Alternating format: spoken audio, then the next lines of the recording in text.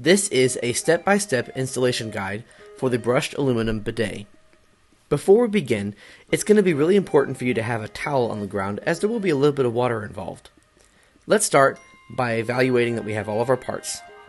Let's start with the hose. Next we have the valve. Then we have the sprayer handle itself, the mounting hardware that will mount on top of the toilet,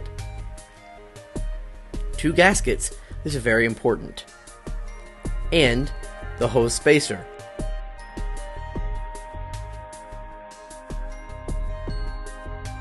Now, let's begin by turning off our water supply. This is a high pressure line that we want to make sure is off before we do any of this work. Turn to the right, clockwise, nice and snug. Our first step will be to install the hose to the valve. There's the hose end, it's a short end. Install your gasket in there. Again, this prevents any leaking. Here's our valve, and just attach it nice and snug. The next step is to detach the hose from the toilet itself.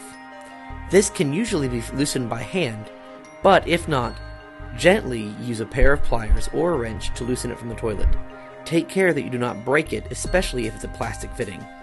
There's a little bit of water runoff here, not a lot, your toilet's not going to drain. The important thing here to note is that there should be a gasket inside this hose. If it's not in there, you might need to check up inside the fitting itself in the toilet, get some needle nose pliers or something, just gently pull it out. That gasket must be there for leaks not to occur. The next step will be to attach the valve to the toilet itself. Note the gasket inside the top of the valve. Slow and steady, we don't want to strip the fitting.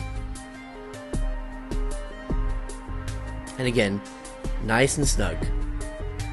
This can be finger tightened, but if you're more comfortable, again, don't over tighten as you will break it. The third step is to attach the valve to the hose itself. And again, this can be finger tightened most of the time. Nice and snug. The next step is going to be to attach the hose to the sprayer itself. So we'll take our end of the hose and get our spacer installed, and then install the gasket on top of that. And then we're going to attach the hose itself to the sprayer. And as with everything else, nice and snug.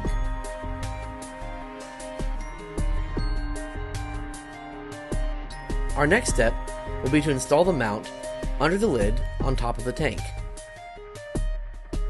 Turn your water back on, slowly to ensure there are no leaks occurring, and enjoy your product.